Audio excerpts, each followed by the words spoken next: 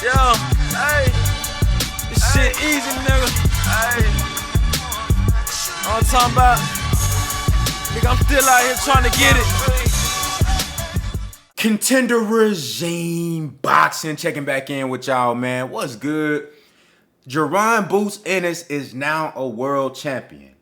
Jaron Boots Ennis is now a world champion.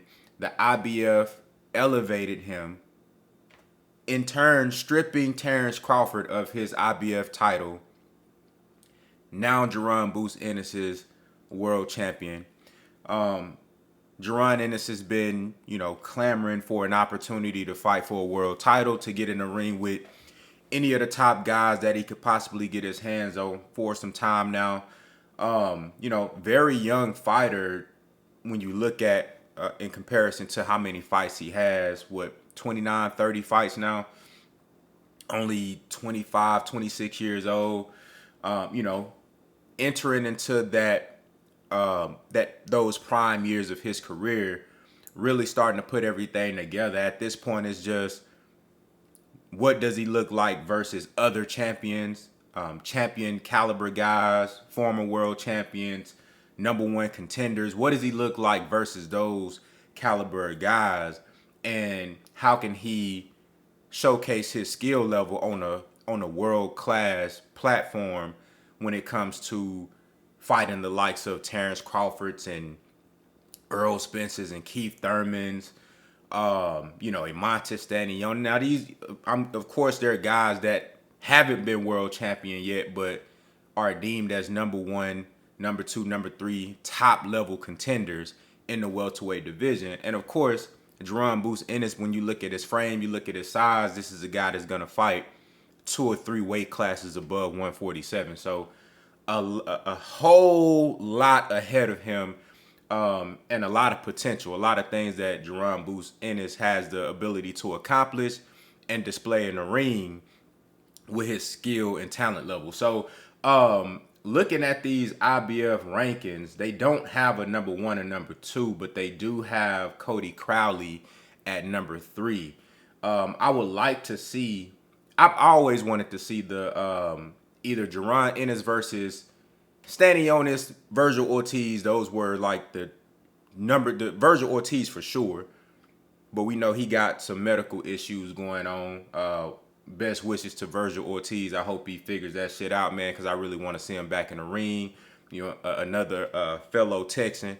You dig what I'm saying? Right here from the DFW, Grand Prairie. And Cody Crowley. I wanted to see the Cody Crowley fight. Undefeated fighter. Southpaw. Very game. A guy that's scrappy. He gonna get in there and fight with you. Imantas Stanionis, I think that's a barn burner right there. I want to see those fights. I also would like to see him fight a Keith Thurman. I don't see Keith Thurman anywhere in these IBF rankings, but he's highly rated in other sanctioning bodies, the WBC, WBA, I believe. Keith Thurman, he's downplayed the idea of fighting Jaron Ennis many times. Now that Jaron Ennis is a champion, we'll see if his tune changes. Let's talk about the whole stripping of Terrence Crawford, right? Now, I don't necessarily agree with this, because they didn't even get a brother an opportunity to, see what he wanted to do. You know what I'm saying? I know the Earl Spence fight is contractually obligated, but I haven't heard anything from Earl Spence. And I know, Earl ain't really the one to come out and just talk about all the shit that's really going on behind the scenes publicly. He more so behind the scenes, get the business done, and then pop out with a fight on your ass. You feel me? But we already know they obligated to make the rematch. Earl Spence, his team, as far as we know, has said that that's something that they are definitely adamant about pursuing.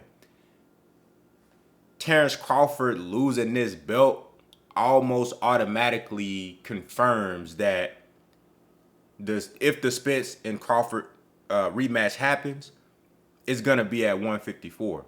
Because if that fight was going to be at 147, I just don't see how they could have justified stripping Terrence Crawford.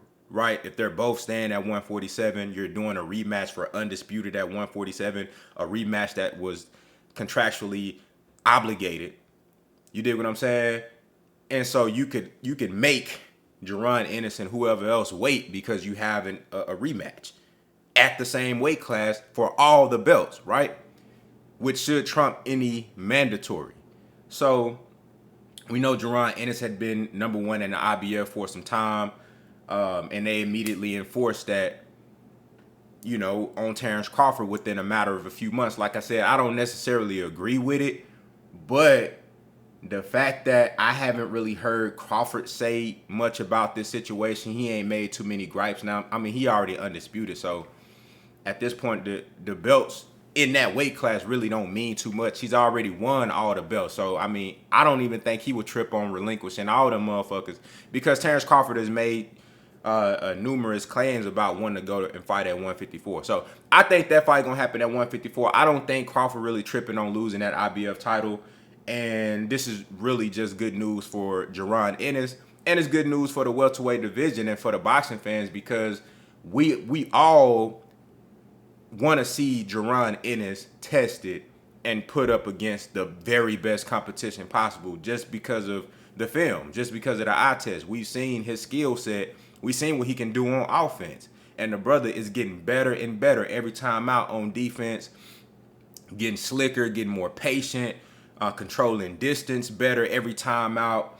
One of the biggest criticisms that I always had for Jaron Ennis, and he's shown improvement. I talked about this time after time, is the patience. Early on he had a lack of patience. He'll go out there and just throw punches and bunches.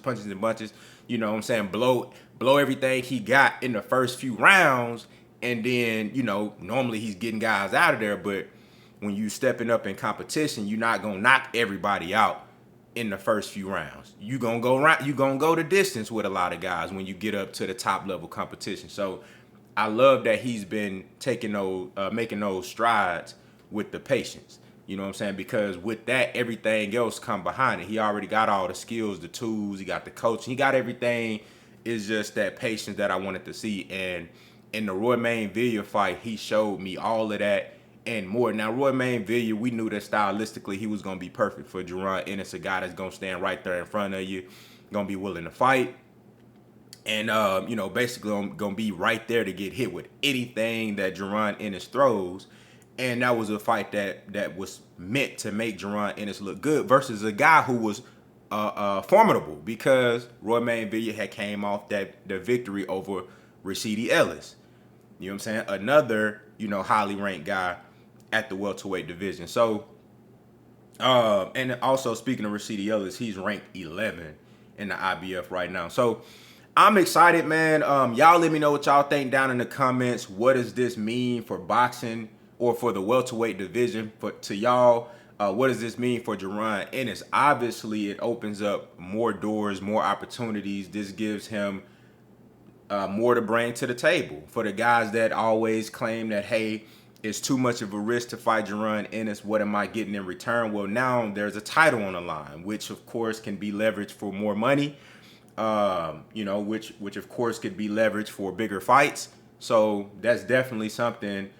No matter how much these fans and other fighters try to make the claim that belts don't matter anymore in the sport, these belts, these trinkets, they still hold value because they allow you to leverage, different things to be able to get in the position that you want to be in. So y'all let me know what y'all think down in the comments, man. Contender regime boxing. I'll holler at y'all boys, man.